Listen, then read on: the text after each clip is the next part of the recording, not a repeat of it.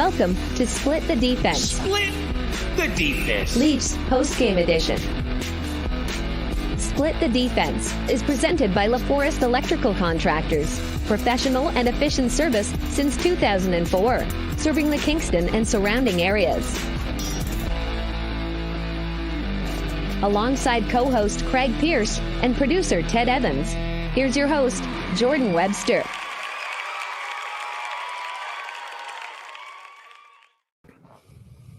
What up, what up? We're back on Split the Defense, Leafs post-game. Thumbs up this episode, subscribe to our YouTube, rate us 5 stars, and get her going in the comments for us. Austin Matthews, 62. That has a nice ring to it. Leafs win 6-4, and for a game I thought was over in the second, those pesky Cats sure made it interesting, didn't they, CP? What'd you think of this one? Yeah, that got a little closer than it needed to be, but I wouldn't expect anything less. I mean, you called it in the group chat after the second, kind of bad vibes by you, but I mean, what can you expect from this team? So, yeah, I mean, it's kind of, I felt a little bit like Florida found the Achilles heel and they were just like, okay, let's just get as many shots from the point. We'll get tips. And, you know, a couple of them, they walked down like, you know, the bit of the slot to take a shot. So not necessarily Sammy's greatest game, but not necessarily all on him. Like the Leafs didn't play amazing in the fourth or in the third, but yeah, that definitely the first two periods though were awesome. I mean, I felt like the Leafs were the faster, stronger, you know, more skilled team. Matthews' line was just dominating. Even the fourth line, you know, getting a goal actually, but actually contributing. So lots of good things in the first two, but like always, the first two did not look like playoff hockey. Let's be honest here. It didn't. The Leafs owned, and that is just, I mean, I guess I have seen that in, you know, game one against Tampa, and then they turn around and get owned the next game. But the Leafs, they showed up, and they wanted this one, especially Matt and I wanted this one. But I'd like to point out that I didn't say that it was over until they scored that fifth goal, which never got tied up with. So technically I was right. I didn't jinx nothing. Team did it all on their own. They always do it all on their own. So. Well, I'm just saying it was not my fault. I am not that important. And also, technically I was right. So we'll talk about Samsonov to start. 100 wins for Ilya Samsonov. And he did make some big saves in this game. A massive save at the end of the first. Massive save early in the second against Lundell. But you're right. Those shots from the point, still his Achilles heel. We thought he found it. Maybe it's just the team defending better from the point, and maybe that's what needs to happen against this Panthers team. But Ilya Samsonov, that Montour goal, he didn't even see it. They said it in the broadcast, and it's obvious, but he wasn't even aware that the puck was coming toward him. That's not good. He didn't even know Montour had the puck. Like, he was still looking at the previous player, and so... Like, yeah, that's tough. That makes me feel like he needs to go see an eye doctor or something. But yeah, just always has had trouble tracking the puck. He's been way better. Like all these big saves are because he's been a lot calmer in his net and he's not putting himself out of position. So, you know, that's what was making him like have his real awful streak. But yeah, it doesn't make me feel amazing that we're still seeing this, but I mean, like you said, he came up big. Like it could have been you know, at least 5-3 going into the second easily. Yeah, but all you have to do is be better than the other guy, and he was. They outscored their problems tonight. I know that you don't like to see that from Samsonov, but I'm still fully confident about this guy going into the playoffs. Like, he's still the number one, even after a little bit of a shaky game tonight. The first, you know, period and a half, he looked like an absolute elite goalie. So until the floodgates opened when they started finding, you know, what was it, 2-3-4, I guess, because it was a 5-1. Is that what it was? Yeah. Anyway, so 2-3-4, those were the problem goals. But before that, before all that shit went down, he looked really, really good. And again, I wonder how much can you put on that on Sammy, and how much can you say, like, you know, the defense needs to be better in those areas. Oh, like the defense definitely needed to be better. Like, even if you just go through them, like the Montour, there's another tip in front of the net. I think whoever the last goal was like walk down just like the left slot, uncontested. Brody doesn't really. He kind of tries to block it. The other one's like the pass from behind the net to like the right side, and like McCabe and Brody got mixed up on their D assignment. Like I'm not sure if they're supposed to be switching left side, right side, but like Brody just decided that he was the right D now. And Maybe he forgot because he's been stuck there so much. yeah. So like, yeah, that was kind of just like McCabe took a look to his left to see like, okay, I'm now on the left. So he looked to his left, but really should have looked to his right first, because by the time he did, it was too late. So yeah, like all of them are kind of like high out to dry in a way, besides the shots from the point, which we're just seeing that's still a problem. Two of those tonight. Yeah, that was not good. That Montour one, that makes me nervous. Simon Deschamps, he says, so close of the disaster. And I think I know what he means. That was very close to a disaster. We all know very close to a disaster. We all know. Yeah. Simon or Simon, I'm not sure. Yeah, we know, but they made it, and that's the point. So big game for Matthew Knies. And as far as I'm concerned, that man had a Gordie Howe hat trick tonight. He was taken out of the Panthers series last spring by Sam Bennett, and tonight he had a goal, primary assist, and a roughing penalty sticking up for a line mate, which pretty much could have been a fight. So, Matthew Knies, you think he's taking Florida a little more seriously? Do you think all that shit I talked about him I'm going to be eating when it comes playoff time? Yeah, potentially. I mean, he's a big body, and we've seen it multiple times that like when he decides that he's going to be like a rough and tumble guy, like he's good at it.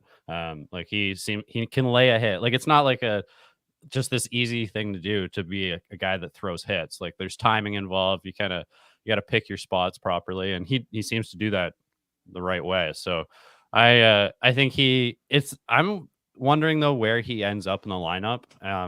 Because like this third line with all the kids, like it had its moments tonight, but it also had its negative moments. Then he kind of got a bit of a bump up the lineup, and he got some shifts with Tavares. So like I was a conversation with my dad actually on the weekend, and like he thinks Nye should be higher in the lineup, and like it's hard to disagree. Just I'm not sure what the third line will be, and I think it's no question going to be the weakest line. So if he's on that, like, I'm not sure he'll have so much success, but he came out like just from out like the very start to, I think it's Mikkola that he tried to get the fight with, who's a much bigger guy than him. Oh yeah. Yeah. And Mikkola didn't want to likes to fuck around too. Like, yeah. And like, he didn't want to drop the gloves. Like, I think by the way, Knies went in, it was kind of a rookie way of trying to get a fight. Cause like Mikkola made like the smarter choice to not, and he knew that a power play was coming. So I think he just needs to learn to pick his spots as far as dropping the gloves a bit more. But I'll like remember to when he dropped the gloves last time, he just confettied them and the guy obliged him. So like he's just hasn't had enough of these like experiences to really know. Like last time this worked for him, but in the playoffs they're gonna like try and goad him into doing that. So hopefully you can like pick a spot and pick a guy who actually wants to do it. And like the broadcast in intermission said, I think it was Colby that said it, but like do the little like glove shake, And if Mikkola doesn't want to like fight, then like he's you've just won it already by like him turning it down. So I thought that was a great point. Yeah, that's something Domi would do. Like Domi would go and glove shake at someone and kind of. Although he might just punch them in the mouth with his glove on because that guy's squirrely. Yeah. That's also a vet move, though. Yeah. Yeah. No, absolutely vet move. So Simon with another one. He says, this game reminds me of the game against Detroit, that famous 7-1 game after 2, and Toronto won 10-8. Do you remember that, CP? I do. I remember the game, and I don't remember all the goals, but yeah, that it could have been for sure. I'm hoping to see that. Like, I know that we don't like 2-0 games, but like against Tampa, I'd like it to maybe be a 3-1 win. That'd be I would have been fine with 5-1, 5-2 tonight. I would have been just fine with that. Actually, when they scored the 5th goal, I was thinking, don't score anymore because now you're just going to piss them off. And you know what happens, right? When teams get run up like that, they really start figuring out their defense. No. You have to give them this false sense of security going into the playoffs so we can just trample through them. You can't let them know that we've got their number. I think though, like I would have agreed with you last year, but this year, like I feel like the Leafs are the more physical, tougher team, and so like I would welcome a bit more of a physical battle, which like they didn't tend to engage in much tonight.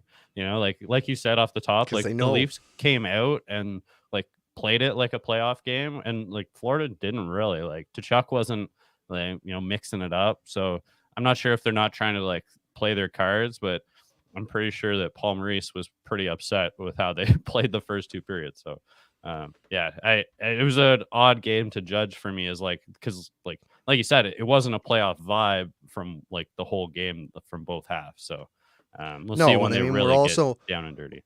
we're also missing some key players, and I'm not sure, were they missing any key players? I don't think so, but I Not know that I that can think of. well, I know we don't have Marner, and there's no Riley right now, so I mean, like our lines are going to look different. And do you wonder, that's got to do nothing but help in the playoffs, right? Right? Yeah, they didn't see Right? what we're actually going to bring, and like they might see like a bit of it. You're right. Like I guess, like I think that the top line currently, we're going to see Marner slot in there somewhere, but like Keith's going to go with that line at some point. Like it's been so successful for so long now that like it would be stupid that if you're trailing in a game that you don't mix it up, and that's the first thing that you're going with. So, and also like Marner, I think in a game like for tonight, probably would have made his way onto the second line anyway, because like it was having a tough time keeping its head above water. So I Keith's gonna jumble it again. Like I know that you don't like the 17 I know. different lines, but it's Fuck. gonna happen. Like Yeah, it's gonna happen. Honestly, and like I want to keep this Bertuzzi Matthews Domi line together. Like I want it with every fiber of my being. I want that to happen and somehow find a place for Marner on this team that makes sense. Like I don't know who goes where, but like it's. I love that they have the stretch that they do now, and I wonder if it's more of a. I hate to do this to Bobby McMahon, but if it's Tavares, Marner, Nylander thing that you go and do. Or yeah, Tavares, Marner, Nylander. yeah, that'd be something. Like Huh? we haven't seen much of that. Like when you load up, that's not the load up, right? Because No. And then you could but run Bertuzzi, Matthews, Domi, which has been having success. yeah. Well, like I don't hate that because like I think Bobby can be successful down the lineup. Like he's not this guy that has to be in the top six to do his thing. And yes, he's not going to produce as much if he's not on the wing of Tavares and Willie. But I think that like he can like tonight, he's the guy that gets put out there with Matthews and Willie to shut down the game. Like he's a responsible player, and so on a third line, he only makes that better. And that's where like I kind of feel like Nye's like he probably gets bumped down to the fourth because like Bobby's ahead of him in my mind. Like he's better defensively, he's faster. Nice in times can skate the puck out, but like only in like kind of lower competition. Where Bobby, he like straight line skates, he can get a puck out. A smarter player, I think. But Speaking of that fourth line, David Kampf had a fuck of a goal tonight, didn't he? Steve backhand. Dangle tweeted, he said he only scores once a month, but when he does, they're nasty. And he's so right. He's so right. David Kampf scores dirty goals. And remember the one time he loaded up for a Michigan? He didn't end up doing it, but he loaded up for it. Yeah. Do you remember that game? I'll never forget that sight in my eyes. Him bending over and trying to pick the puck up, running out of time. Yeah. David Kampf. So you wonder a line, what would it be? Dewar, Kampf, Nyes? That was your fourth? Yeah, like we're running out of spots because like Reeves has had a great game. Like and he Sure just did. he knows exactly how to toe that line between getting a board and driving someone's head into the boards, like for it to be a penalty or not. And so like he's at current form, like I would like him to be at least in game one. And so I'm not sure where we go from there. I'm sure he's going to play some games, and it's probably going to be game one because we've talked about this. The whole fucking it's going to be violent, remember? So he'll probably see game one, but there's going to be a mix of lines in here. And you're right, you're running out of spots, and it's a good problem to have because everybody's playing good. You have Nyes on the fourth line. That means Reeves got to sit every now and again. Well, then you put Marner in there to fill that extra spot. Well, now what do you do when Yarncroke comes back? Well, then you got to take somebody else out. So, I mean, it's going to be good to have that rotation of forwards going through and not just going to be kind of stuck with the same old look every single game. It'll be nice to have a mix. And like, this isn't this guy. It's not gonna be like switching whole lines, and God forbid Kerfoot is our 2C. I'm so glad we can't do that anymore. Yeah.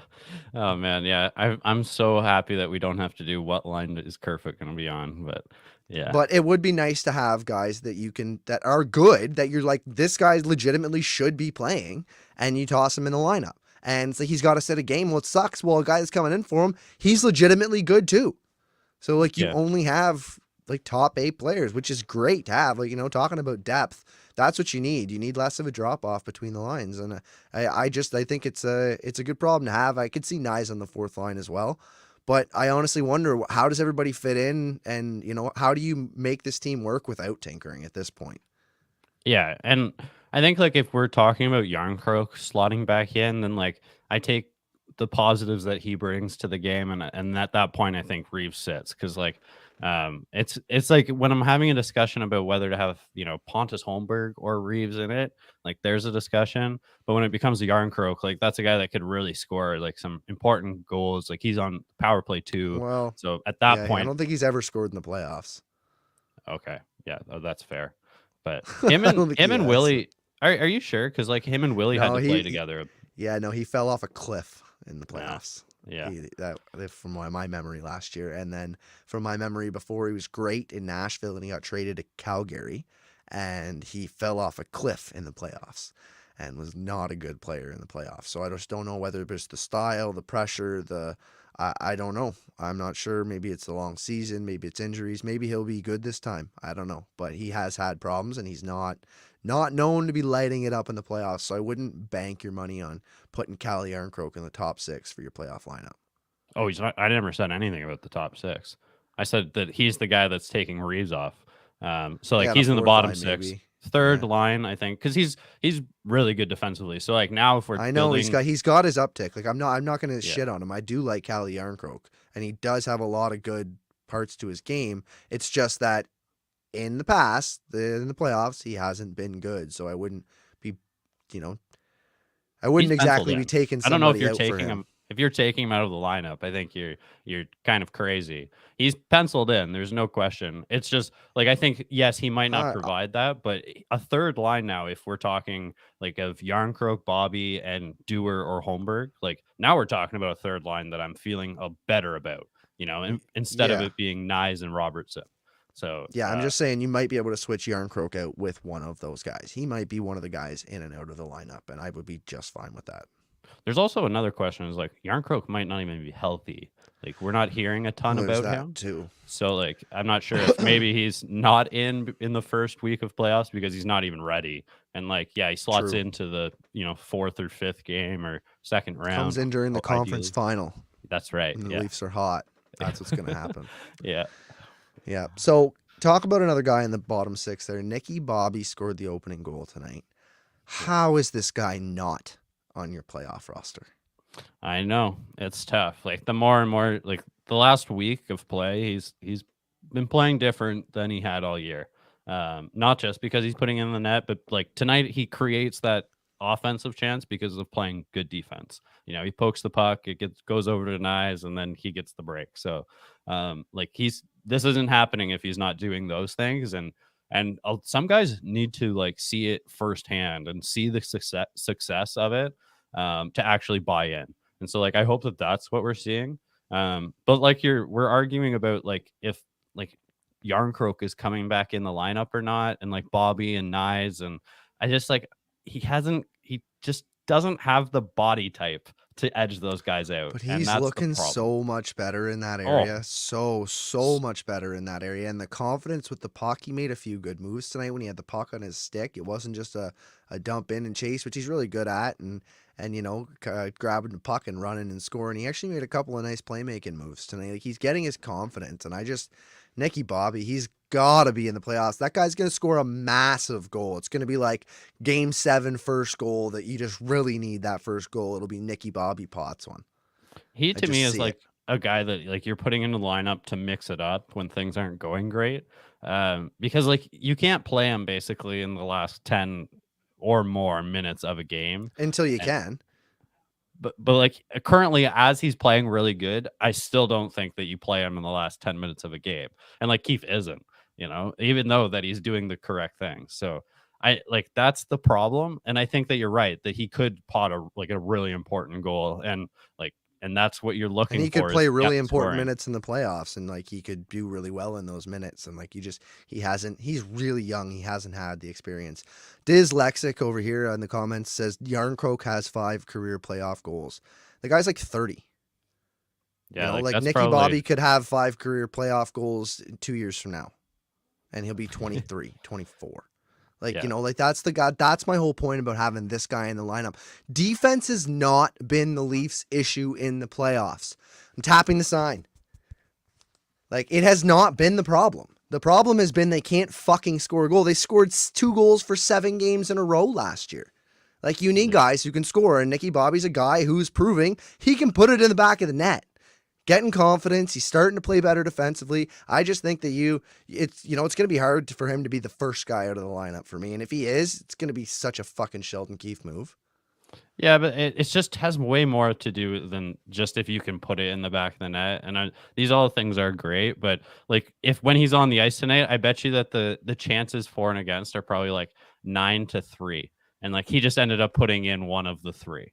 So like that's kind of the issue I have with it, but I still go back to like, and I'm just beating a dead horse here, that like he's a good mix-up guy when things aren't going great. And like you said, when we run into the same problem of not being able to put the puck in the net, then like, yeah, I think he's a great guy that you can slot in, and maybe Nyes takes a seat, or, whoever, Reeves or even Holmberg. Like maybe that happens, but I want a lineup that I'm confident in, where I could throw anyone out there, and if they get stuck out there, like I don't feel like it's an automatic goal. And maybe that just comes down to who you have him on the line with. If he's with 2 really good defensive guys, maybe my mind changes. But yeah. All right, we got to give some love here to Mr. 62. Franchise record once again. Austin Matthews scores his 61st and his 62nd goal of the year. What do you got to say about that, CP? I mean, it was kind of, I feel like he had to get over the hump of 60, and like I'm excited now to see how many he can really push in, because he got 2 tonight. Like he could go on just like a few games of getting 2. I just said this last game. Like he could go on a tear. All it takes is getting past that 60 mark. It's like a big deal to get past it. So I feel it coming. I'm excited, and especially against Tampa, who like they're going to give up chances. So I could see him hopefully getting a couple there too. Yeah, Austin Matthews, he is going to go down in history as the greatest Leaf ever, guaranteed. Like, there's going to be no debate in my lifetime, I don't think. And if there is, like, we will be so fucking lucky to see that. But I don't think there's going to be any debate that we were lucky enough to witness the greatest Leaf in Leaf history, which is something fucking phenomenal. And it's something I think we take for granted way too often. And I think it's just crazy that neither of us really have anything to say about the fact he scored 62 fucking goals this year. 62 goals in 74 games. Like, that's superhuman. That's stupid. And look at this guy go. They're like, oh yeah. Yeah, I mean, it would be nice if he could have a hat trick. He didn't score for all those games. Remember when he didn't score for all those games? So, like, remember? But, the problem is just the playoff success. And, like, that's why we don't even care anything to do with the regular season, because it's just like, I want to see. We're fucking ungrateful. We are so ungrateful. Yeah, we are. But it's the same with Marner, too. Like, what Marner does, too, and getting 100 points basically in his sleep if he's healthy. It's like not as spectacular, but obviously, but that is spectacular as well. So I like, yeah, both of them. Matthews is like a generational player. It'll be exciting. Like, I'm not excited to be 10 years down the road, but to look back on what he actually accomplished. No, it's gonna be so sad when Austin Matthews is leaving the Leafs. Like, this era's done and it's just over, and all the roles. We better win a cup. Better fucking get a cup out of it. Yeah, like, man. Jesus. Yeah, we better get a cup. Insane if we don't. So talking about Mitch Marner, him not being in the lineup, that is really hurting in some areas, and I guess not so much in others. The Maple Leafs power play was on an 0 for 15 skid, and then they had 15 straight penalty kills. So what do you take of that? We're talking about him not playing on the penalty kill as much. I think that might be a thing. Whatever they got, they've found it. Apparently, the Cats this season are 0 for 11 in the power play against the Leafs, or were before they scored those last couple goals. I'm not sure if any of them were on the power play. I don't think they were. They're like an extra man, but not on the power play. Marner, like he'll play on the power play, but it's nice that I think the Dewar and Camp on the top PK, or sorry, on the P. We'll see Marner on the PK, and Dewar and Camp on the top PK. I think that'll stay. But Marner's just too good to not be on there. But it is saving him minutes, and like we said last episode, or I said I think he's way better than Willie on the penalty kill. And you could easily just sit Willie and put Marner instead. That makes a whole ton of sense, because whatever they have now, like that, obviously that top PK is doing it, and it's not just a top PK because they switch off. They're not just playing the whole damn time. So whatever that group of guys that's doing it right now, they've got it figured out, and just let them run with it. Let them cook. Just let them go. I wouldn't fuck with a good thing. But what you do need to fuck with is this power play, and hopefully Mitch Marner takes control of that, because 0 for 15 is not good enough. I know he's a big, quarterback type, and obviously Riley's out as well. But this power play, man, it's concerning. It's getting more and more concerning by the day. Do you even have any ideas of what you would do to fix it? Well, first of all, I'm not sure why Timmins and Gio are our defensemen on the PK, because we're not. Timmins isn't playing in the playoffs, I hope, and Gio isn't either. So who is going to be the second PK defenseman? Because I'm not expecting Liljegren to be back, because based on the message that's out there, he's going to miss some time. So I just thought it was a waste of practice to not have McCabe there, or Brody at that matter, because those are the guys that are actually going to be in the lineup come playoff time. So that was my first thing. And Timmins he had a pretty bad game. Defensively, he was okay, but with the puck on his stick, just not his greatest. And especially on the blue line, on the power play, just missing easy passes. Matthews would have had an easy one-timer, wide open, and just it's couple meters west of him. So he to me bugs me. I love that he's had some a little bit of success, but why do we have him up there? And if it's a placeholder, then why do we have Gio there? McCabe or Brody need to be on. I wonder if they were just looking at their 7-8 tonight. I wonder what a 7-8 would look like in a worst case scenario. We should try it out. But this is 2 games in a row now that we've been doing it. So I don't know. To me, it's, I know Keefe is using the players that he has to the best to win a game. He's just not thinking about the next game or the game after, or 6 or however 8 games from now when it's the playoffs. He just doesn't think about it. But hopefully just continues with that mentality, and when it comes to playoff time, he just uses the best players he has available to win a game, and that's what he's going to do. I don't hate it. The way you speak, I don't hate it, as long as it doesn't involve changing the lines 4 times during the game. I'm okay with that. Or maybe not even in mid-game. He's not so bad with mid-game. It's usually in between games. You do have a bad game, then he'll change the lines, then he changes the lines back, and then it's that's what I really don't like. But I think as long as he goes out and he plays the guys that put him in the best position to win, that's not a bad recipe, CP. That's what you want out of your coach. He's there to coach. He's not there to play our favorite names. Right? He's there to play whoever's playing the best. No, but he's there to win a Stanley Cup.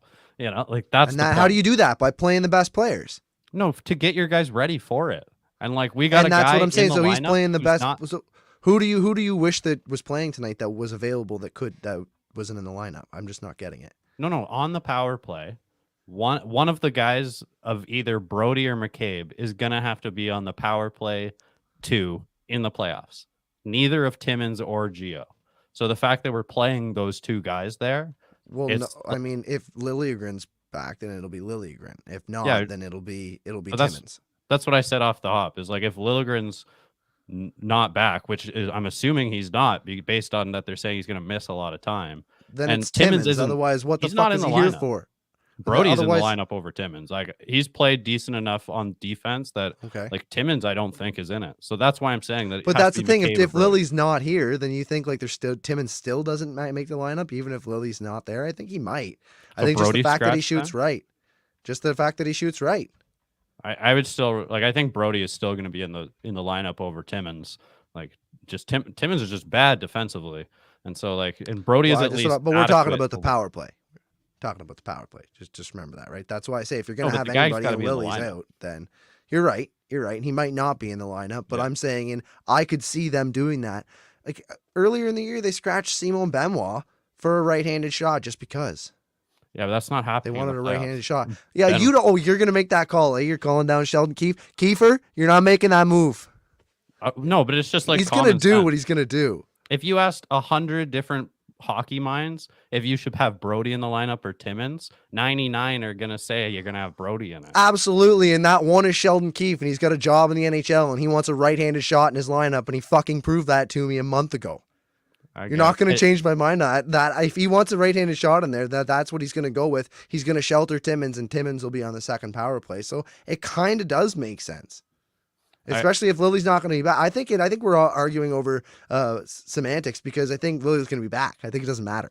That'd be awesome if Liljegren is back, but I think he's just resting. I think if you were to go and ask right now, if it was a playoff game tomorrow, would you be there? I think everybody would be there. Yeah, maybe. Like I don't think Liljegren. Maybe not Yarncroke. Yeah, I don't think Liljegren would be, but like maybe in a week from now, hopefully, like he gets going. But yeah, I don't know. I don't think he'll be out that long. That's my looking point. at the near future, I think it was a waste. And if they're putting Timmins in, like they should have fired Keefe last year then, because like that's just like you're just not putting out the best lineup. Yeah. All right. So the Leafs made a signing. They signed 22-year-old forward Jacob Killian out of Quinnipiac to a 2-year entry-level deal, and he was an undrafted forward who had 17 goals and 29 assists in 39 games at Quinnipiac University this season. He was also an assistant captain with the team, and that's per Nick Barden. Killian also scored the 2023 NCAA OT championship goal that eliminated Minnesota and Matthew Nyes. Yeah. So, a little bit of a rivalry there. Killian will join the AHL Marlies on an ATO for the rest of the season. I wonder if he ends up seeing anything. I wonder if he's a guy. I wonder. I don't think he's a guy this year, but it's a good guy to have not in the this system. year. He's not a Matthew Nyes. No, I don't think he's coming in to make an impact. But I mean, yeah, it's a good guy to have in the system. I mean, you know, as many of those like college signings are kind of like a free draft pick, you know, because like they're kind of a little bit older than what you're drafting in the draft, but they're guys you didn't have to develop them, and they just got there themselves. You're like, perfect. That's exactly what a 22 or 23-year-old is supposed to be like. Exactly. So yeah, sign as many as you can fit as long as you have roster spots for them. Yeah, I think especially I hear that he's like a two-way player, very smart. So those are the guys that kind of normally can go undetected in a draft, and like you can, you know, capitalize on it later. Yeah, so there you go. Might be nothing. He's on an ATO, so he definitely won't be playing any professional games for the Leafs. But never know. Jacob Killian. You got anything else on this game, CP? No, I think we're good. Who do you give a first star? Ooh. I think Ryan Reeves. Ryan Reeves, first star. That's a great first star. Yeah. All right. Well, the Leafs host Tampa on Wednesday, and Tampa was 4 points back before the game started. I'm not sure if they played tonight, but we could be 6 points up at this point. Big game. Oh, so less of a big game, but still a big game nonetheless. You want to beat Tampa. Put them in their spot. They could still be a force coming into the playoffs. They could be the upset team. Get a wild card spot and upset somebody. I never count them out. Yeah, like even though they're like a not quite a ghost of their former team, but kind of. But they still kind of like Kucherov is kind of a killer to me, and so I think when he heats up at the right time, like I don't want to be the team on the other end. So yeah, I'm still nervous about them. Also, Andre Vasilevsky. If he heats up, then like you're fucked. It's game over, shutdown. And if he starts looking like the Andre Vasilevsky of the past, this Tampa Bay Lightning team could go on a run. Yeah, and he really struggled out of the gates coming out of injury, but he's just been kind of slowly ramping up each year. He's my goalie in fantasy, so I watch him very closely. And yeah, he's starting to put together some of those performances that steal games. So tonight he wasn't able to do it, but he can kind of at any moment do it. Like, he's got the skill, no question. And also trade deadline pickup, Anthony Duclair. Hell of a start in Tampa. He had like 12 points in 9 games in a graphic I seen the other day. Like, he's just cooking over there. So that should be an interesting game. They're definitely winding up. They're wanting to fight for a playoff spot. They're going to want to win every single game they can. They're going to play the Leaf stuff. We'll have to see what version of Andrei Vasilevsky we get. We'll be back after that game. For now, that's a wrap. Split the Defense, Leafs post game. Thank you for tuning in. Thanks for commenting. Hit that like button. Subscribe to our YouTube. Please rate and review the show. You can find us on X at STDP Hockey and search for Split the Defense on all other socials. Until next time, peace. Peace. Thanks for tuning in to Split the Defense. Split the Defense. Leafs Postgame Edition. Hosted by Jordan Webster, Craig Pearce, and producer Ted Evans. Split the Defense is presented by LaForest Electrical Contractors. Professional and efficient service since 2004, serving the Kingston and surrounding areas.